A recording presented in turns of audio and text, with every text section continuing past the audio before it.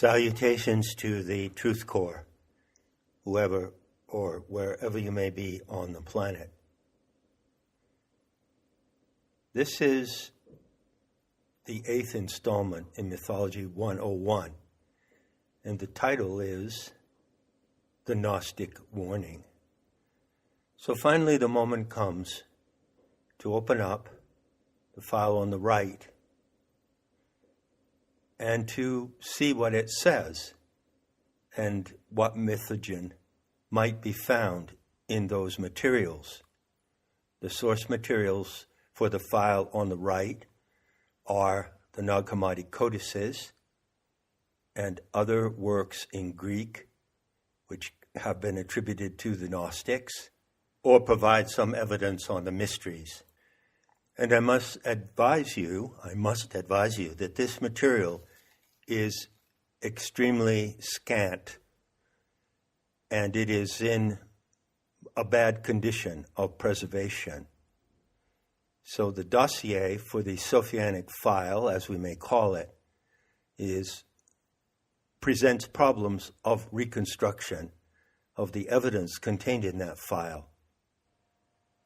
So this material has to be handled with great care and meticulous attention. Also, I would add that supplementary to the material coming from the mystery schools and from the Gnostic writings, or writings attributed to them, there is also a vast body of work called the patristic writings, the writings of the early church fathers. That includes a huge set of volumes called the Ante-Nicene writings, meaning before the Nicene Council of 325 AD. These writings, as I've explained in Not in His Image, comprise what may be called the dossier of the prosecution. The church fathers of early Christianity hated the mysteries and the Gnostics, and they compiled a file to condemn them. But in this file, there is certain evidence of what the Gnostics taught, and even certain elements of the master narrative of the mysteries, the fallen goddess scenario, that cannot be found elsewhere. And as we'll see in this talk, there is one item in the dossier of the prosecution against the Gnostics that is essential to this investigation underway. So here we go.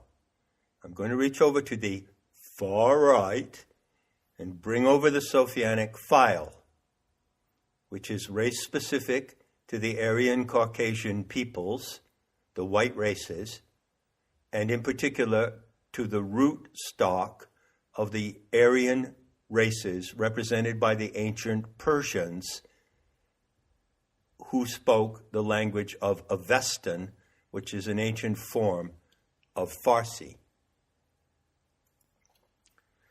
What I'm going to show you now, we haven't done so far, but everything I've said in the preceding 7 talks builds up to this moment. We're going to open these 2 files simultaneously and compare them. Before I do so, however, I'm going to show you a little trick. This trick explains how I prepare the forensic question that I take in my approach to these 2 files. So I'm going to reach out to the stack of 40 files and I'm going to whip out 3 of them, like taking cards out of a deck. But I'm going to choose 3 cards from the same suit, like the suit of clubs, for instance. What do I mean by that? Well, I'm going to choose 3 files that come from geographic locations in the world in proximity to each other. The Sumerian files in non-Semitic languages, the Egyptian file, and the Greek file.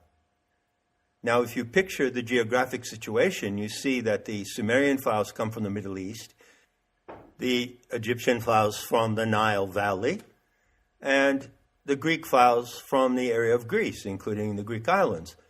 These three areas are in geographic proximity, and their cultures and peoples in ancient times were likewise in proximity, and they mingled with each other. So I'm taking three files in the same suit, and I'm asking the question, do you find in these three files the same entities under different names? Do you find mythological parallels? Or do you find, even better, to refine the question, that these files in some way refer to each other?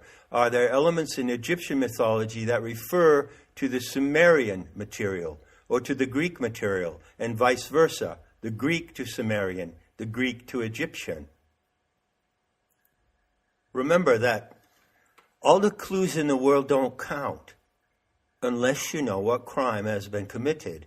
So you go to the crime scene with a particular question. And the results of this question I'm posing now are immediately revealing.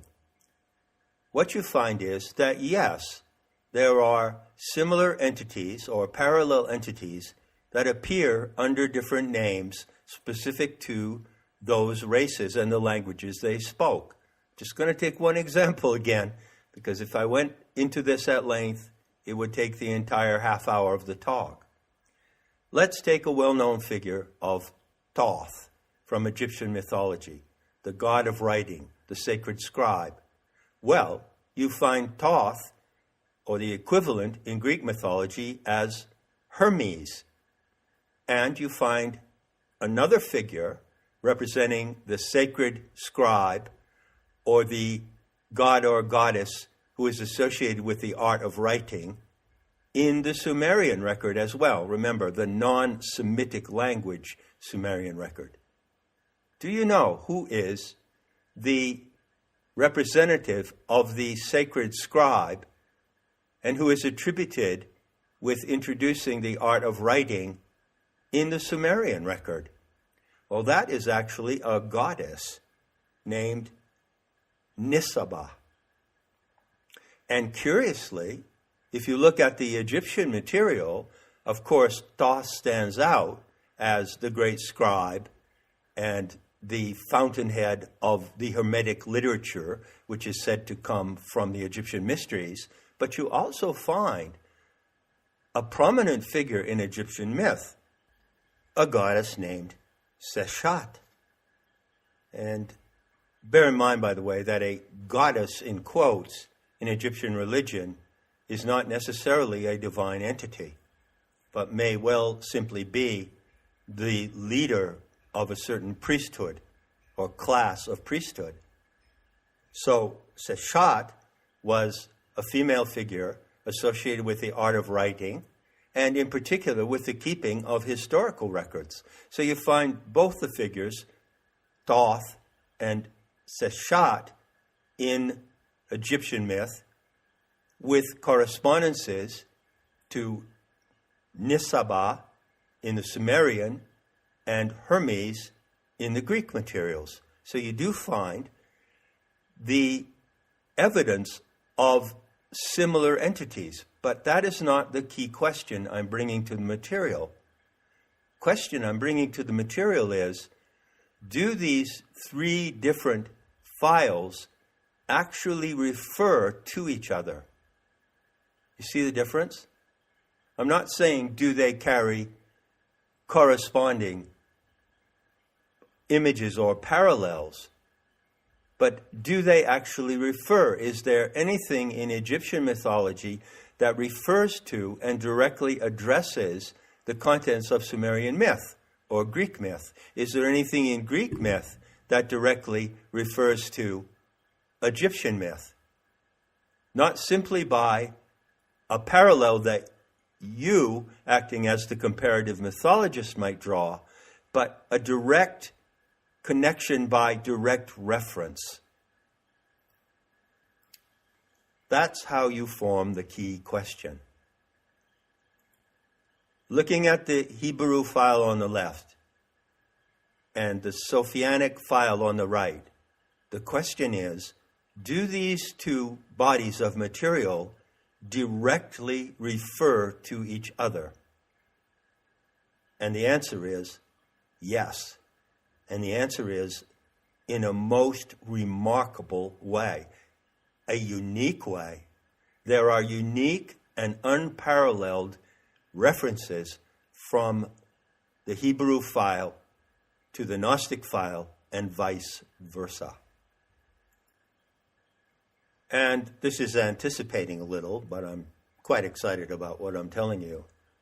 So let me say that what gives away the game here is that the two dossiers do not only refer to each other, but they refer with a particular attitude. So the attitude in the Hebrew file toward the Gnostics and the Sophianic mystics is extremely hostile. And the attitude, as we shall see, in the Gnostic file toward the Hebrew file is critical. It critiques what is in the Hebrew file. Now, this is an absolutely, as far as I know, unparalleled instance in world mythology. In the written notes to accompany these talks, which you can find on Nemeta, I've established a set of parallels. But we know they're not parallels, are they? They're actually specific references, as if there were two authors of two different books, and each author cites the material of the other. And they do so in an adversarial manner. So there is, in fact, a contest going on between these two bodies of material and between the mythogens. There is a contest between the two mythogens in these two files. So, those are my conclusions, applying a forensic method to the treatment of comparative mythological materials. And now I'll show you how I reached those conclusions, and you can decide for yourself if they are valid or not. In the notes, you have a bullet point list of the elements in the Hebrew biblical Semitic myth that is unique to the ethnic strain of the Hebrew. And there are, at the top, 5 elements. And then I've included, in the pre-flood scenario, a couple of others: Adam and Eve, Seth, Noah. And then I've included, in the post-flood scenario, Abraham and Melchizedek, and the races or descendants of Jewish people of the ancient Hebrews descended from Abraham, the supreme patriarch of the 3 world religions: Judaism, Christianity, and Islam, which are all variations of a single mythogen. In this bullet point list, I've singled out 10 elements. I'm going to go through them one by one. El, or Elyon, that is Yahweh or Jehovah, the supreme creator God of the Hebrew, the Yehudin. Is there an equivalent or any reference to this entity in the Gnostic file? There is. It is called by the name Yaldabaoth, and it is also called Saklas and Samael. So the Gnostics identified Jehovah according to that name. 2, the Elohim, the superspecies derived from Elyon. Did the Gnostics identify that element? Yes, they did. They called them the archons. So the Elohim are the archons. 3, Adam, the Adamic race. Did the Gnostics identify the Adamic race, those who consider themselves to be a superspecies, an Übervolk, standing above and beyond all the other races of humanity. Yes, they did. They identified the authors of the Hebrew file as the Adamic race. But they gave a profile of the Adamic race that was completely different from that given by the authors of the other file. You see how this is developing? Number 4, Eve. Remember, Eve represents the consort or wife of Adam, but according to Talmudic interpretation, she is the land of Israel. So Eve equates to the promised land in the Hebrew file. How did the Gnostics see that? Well, they saw that the true promised land is the earth, which belongs to all the races of humanity. It does not merely belong to one ethnic group because their Creator God has promised it to them. So they had a critical view of the promised land and the chosen tribe to whom the promised land was promised by their tribal god. 5, Enoshut. The Hebrew name for humanity, which I've shown you, is problematic. Well, the Gnostics had another name for the entirety of the human species. Specifically, it is the name for the human genome, anthropos. And so they saw the anthropos as being Enoshut, the true definition of humanity, which, however, is not found in the Hebrew file. Or to put it in another way, the Hebrew file asserts that all of the races, the Gentiles, the Goyim, the nations of humanity, are an out-group compared to the in-group who authored the Hebrew file. 6, Adam and Eve. Well, how did the Gnostics view the figures of Adam and Eve in the mythology of the Semitic language peoples? Well, they saw it as a script which ought to have been about the true parents of humanity. So if you accept Adam and Eve as a poetic metaphor or a mythological trope for the true parents of humanity, then the Gnostics said the true parents of humanity are not human. They are, in fact, aeons, divine powers at the galactic core. They located where they are, and they named them Sophia, the mother, and Delete, the father, who designed the human genome. So they have a counter-narrative to the narrative in the Hebrew file. Are you seeing how that develops? Next, number 7. Well, this is a most intriguing factor in the Hebrew narrative. The book of Genesis says that Adam and Eve had 3 sons, Cain and Abel, and that story is well known. But they also had a 3rd son, who is described as being of another seed, Seth.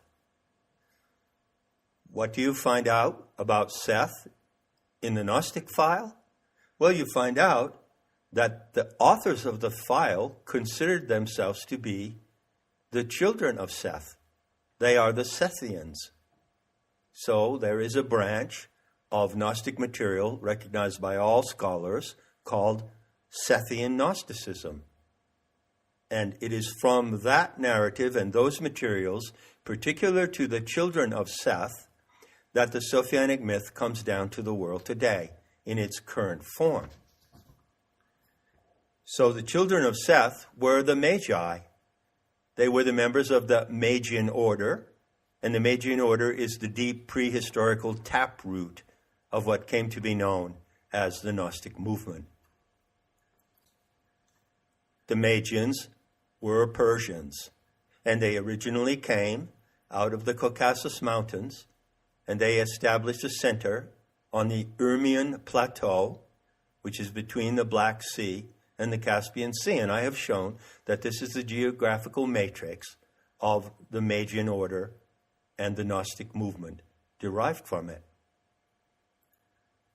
They spoke Avestan, but as the order propagated itself, as the Gnostic teachers spread through the nations and cultures of the ancient world, they adopted the Hellenistic idiom of Greek for the majority of their teachings. And then later on, these teachings went into the Coptic language. Element 8, Abraham, the Hebrew patriarch and father of the Abrahamic religions. How did the Gnostics see that figure? Well, they themselves, in their own lineage and tradition, had no such human patriarch. They regarded their tradition as based on the transmission of knowledge or gnosis rather than on genealogical descent. And so they called themselves fosterers, which means light bearers. Yes, there is a Luciferian trope there. But I have to warn you that there has been a tremendous amount of ignorant shite written about the true nature of Lucifer, the true identity of Lucifer, and the true benevolent aspect of Luciferian teachings. And these writings all come from uninformed and uneducated people, many of them of the Christian persuasion, who falsely target the mysteries as a source of evil on this planet, a source of evil and deceit. And that is not the case, and it cannot be proven by any verifiable evidence that will stand up to cross-examination. Next comes element 9, and that is Melchizedek once again. So does the figure of Melchizedek, who plays an outstanding and unique role in the Hebrew mythogen, appear in the Greek writings or in the Greek Coptic writings? Well, yes, in fact, there is a tractate in the Nag Hammadi codices titled Melchizedek. Unfortunately, you can't make anything out of it whatsoever. It makes no sense. It is entirely scrambled. So those who would conclude from this evidence that the Gnostics recognize Melchizedek in the same way that you find in the Hebrew file is completely unfounded. The Gnostics had a critical view of the identity of Melchizedek. That view stands at the core of the Gnostic Warning. Finally, we come again to Abraham and Sarah, Abraham and Hagar, all the begats, all the patriarchal ancestors derived from the ethnic strain of the Hebrew. So the emphasis is on race. And not only is the emphasis on race, but it's on race supremacy. So there is a supreme race standing above humanity, the Adamic race, and the genealogy of that race is the subject of the entire biblical narrative of the Old Testament down into the New Testament and all the way to the end, even in the Apocalypse.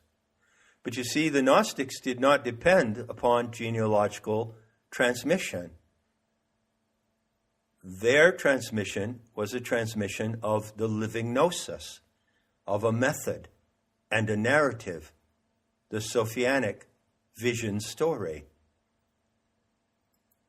Finally, you come down to item number 11, Isaac. So Isaac was the son of Abraham and Sarah. And what do you know about Isaac?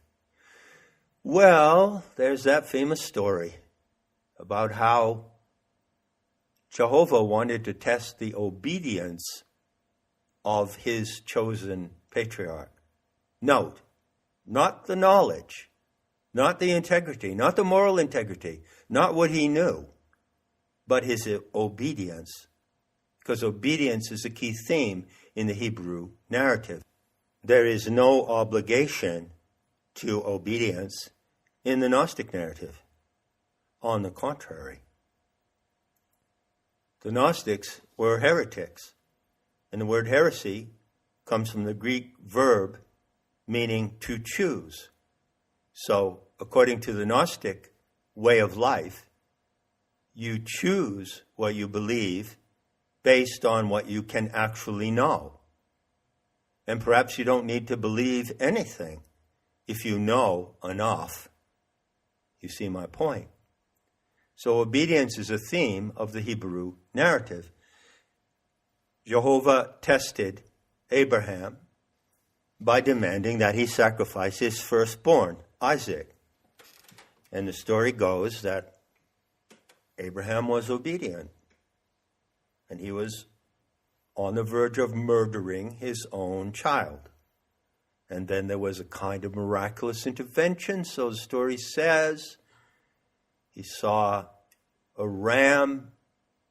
Its horns were caught in some bushes, and it became known to him at that moment through his telepathic connection with his overlord and master that Jehovah would accept the ram as a sacrifice for his son. But what is the ram sacrifice? So, child sacrifice is a theme in the foundational mythogen of the Hebrew. And child sacrifice is, in fact, a theme in Christianity. The story of Christianity is about a child said to be virgin born, who is the vehicle of a divine presence, the Christos, the Christ, the Anointed One. And that child is not only a divine human hybrid, but he is also the picture of pure and total innocence, and he represents the primordial innocence and purity of the human race itself. That is what is to be sacrificed.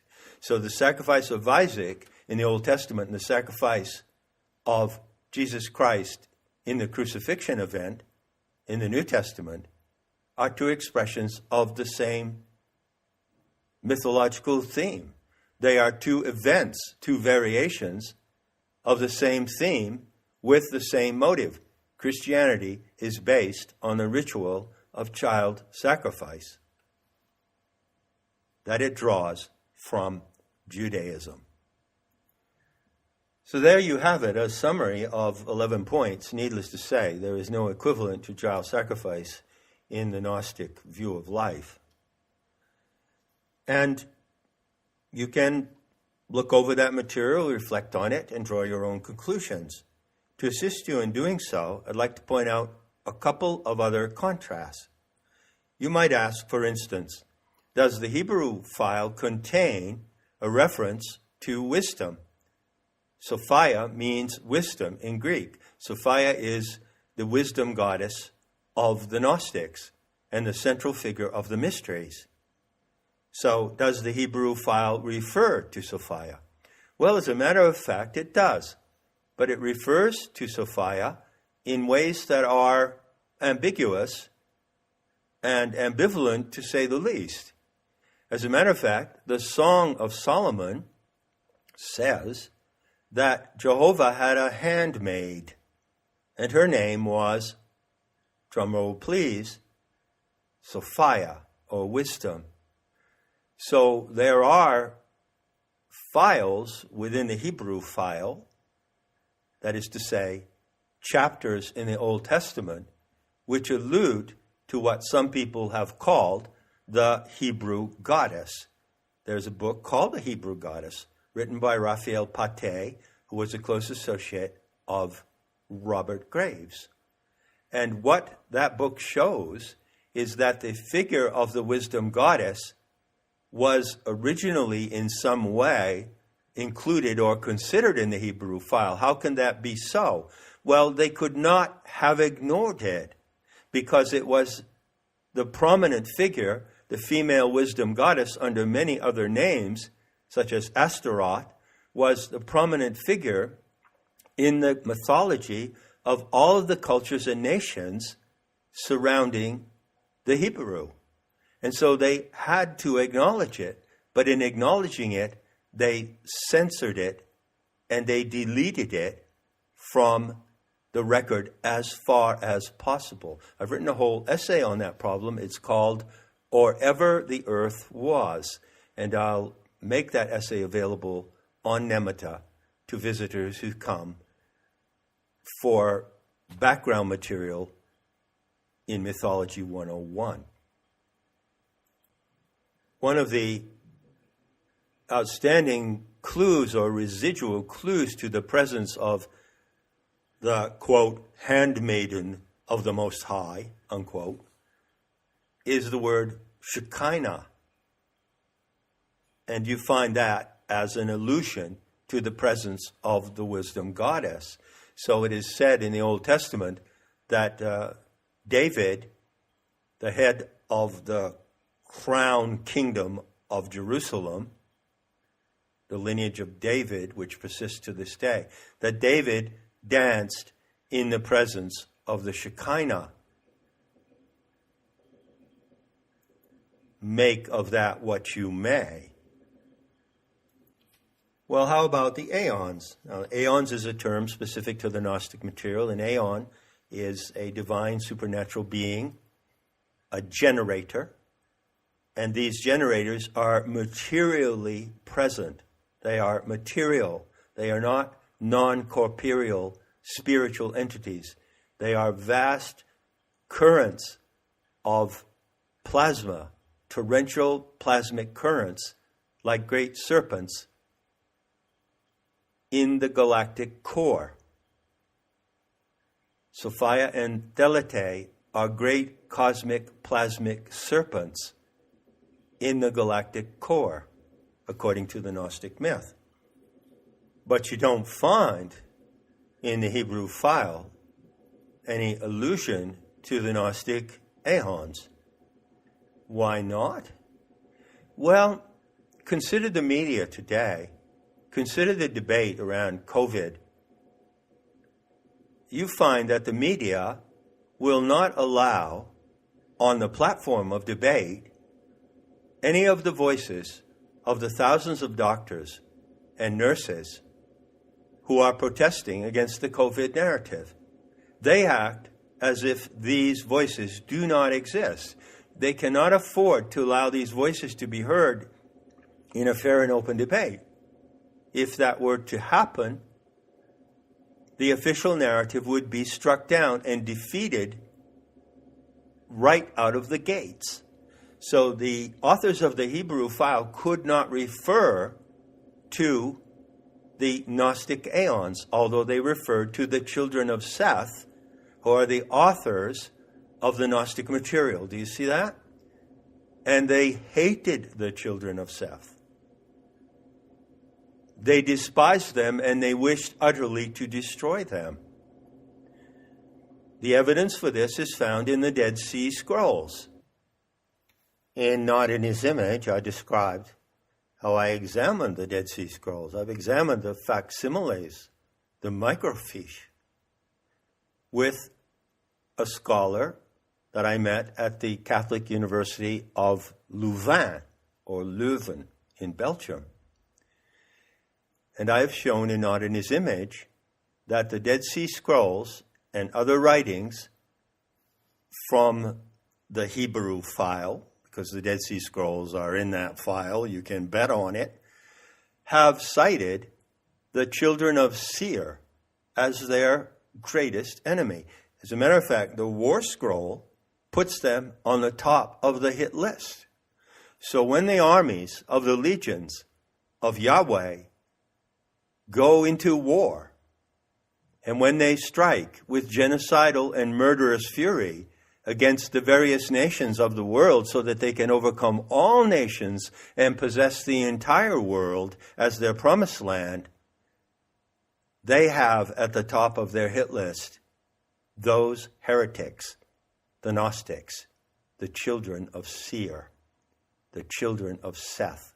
Seir is the name of the sacred white mountain in the Caucasus range, which the Gnostics identified as their point of origin, the sacred white mountain of Seir. And you find that cited in the Hebrew file. So once again, to summarize, the attitude of the Hebrew file toward what you find in the Gnostic Sophianic file is an attitude of hatred. It is adversarial. The attitude that you find in the Gnostic Sophianic file is adversarial, yes, but it is adversarial on the basis of critique and meta-critique. So what the Gnostics did was they actually critiqued the Hebrew mythogen, the legend of the Old Testament.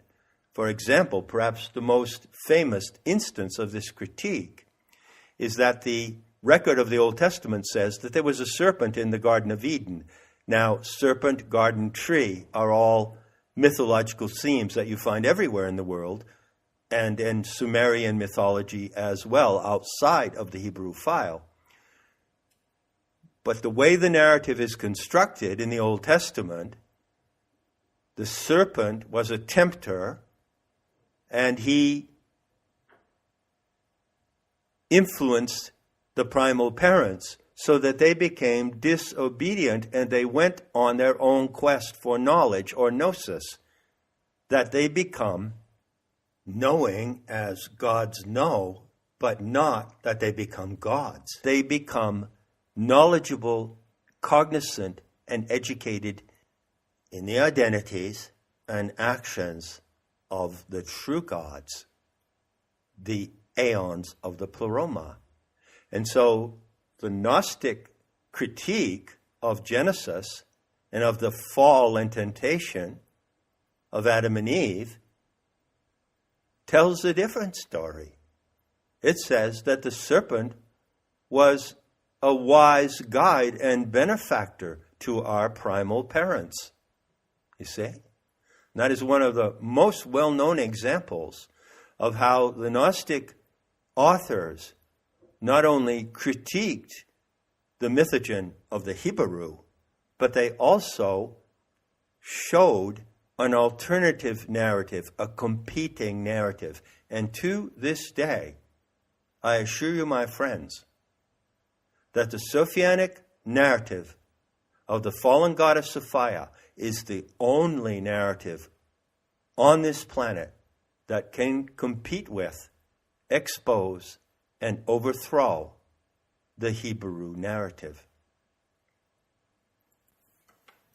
So, all that is quite powerful stuff. I'm at 40 minutes again. But this is an exceptional talk. And I haven't got to the deal breaker yet. But from all the foregoing, as brief and rapid as it is, I think you can see that you are looking at a contest to the death between two mythogens. And that contest is being acted out on the world stage today as I speak. Because what the Gnostics did in exposing the true identity of the Hebrew creator God is a statement of truth that stands through the centuries, although it is miraculous that it has survived. So what did the Gnostics say about Yaldabaoth, the name that they gave to the Hebrew creator God, Jehovah? Well, remember I mentioned the dossier of the prosecution. You have to go there to find out what they explicitly said. However, in the Gnostic materials from Nag Hammadi, you can certainly gather evidence about what they said, and you can make a case for their expose of the Hebrew creator God, even without the citation I'm going to quote now. Nevertheless, this citation exists, and it is found, you can find it, in the writings of Irenaeus against heresies. And you can find it in Book 1, Section 30, Section 10. This is what Irenaeus says that the Gnostics said, and it is true. It is correct.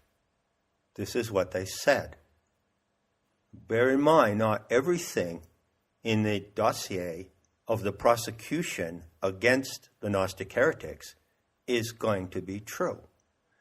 But as in any court trial, the prosecution will make a case by making certain claims, evidentially backed claims, against the defendant.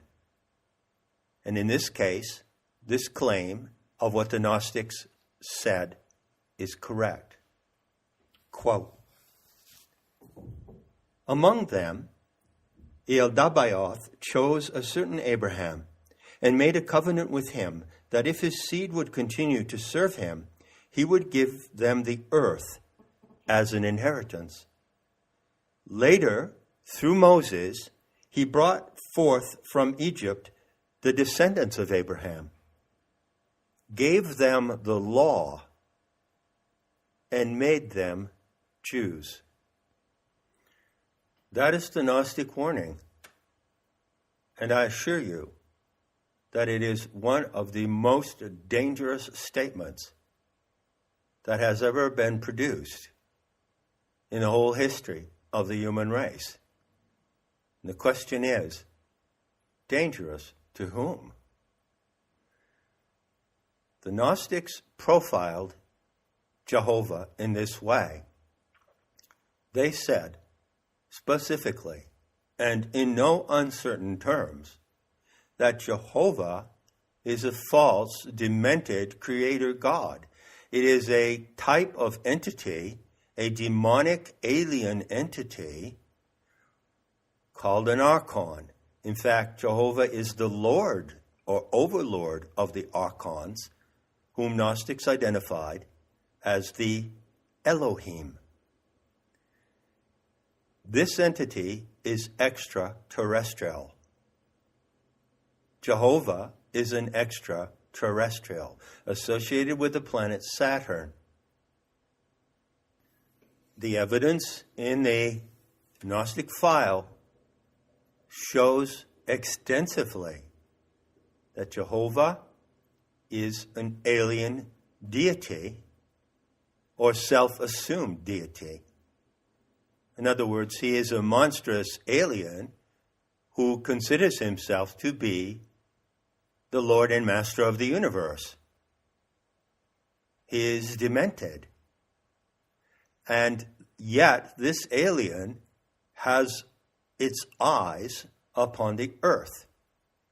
So, note that the passage says that the alien overlord of the archons promised the entire earth to the descendants of Abraham. Not just the promised land of Canaan, but the entire earth. Well, a Gnostic today would point out to you, and it's my pleasure to do so, that the earth did not belong to Eldabaoth, and it was not his to give away to anyone.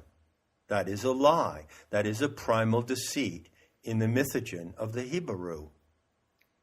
Furthermore, the Gnostic materials, and you'll find all of this developed extensively in Not in His Image, explain that the archons envy the anthropos. They envy the various races of the human species. And they want to be like us. But since they cannot be like us, they either want to make us like them or they want to destroy us. And so those two motives are inherent in the Hebrew mythogen. And they determine the attitude of the in-group who wrote that myth toward the out-group, which is all of the races of all of the nations and lands of the world. All of them. So finally, what can I say? One thing I'll say is I'm never going to make a talk that this long again in this series, which is going to go to about 12 talks. I've often said, and I stand by this assertion, which is amply supported by evidence, that the Gnostic message to humanity is the most taboo and transgressive message ever produced by the human races. Consequently, it is the most dangerous message regarding the motives and agenda of those powers who would deceive, dominate, and divide all of the races of humanity in the cause of their racial supremacist agenda, which is written large in the Hebrew file. You hear me? You feel me? So, now that you know what the Gnostic Warning is, in explicit terms, what are you going to do about it? Just asking for a friend. Enough said. And I'll be seeing you in the beauty to come.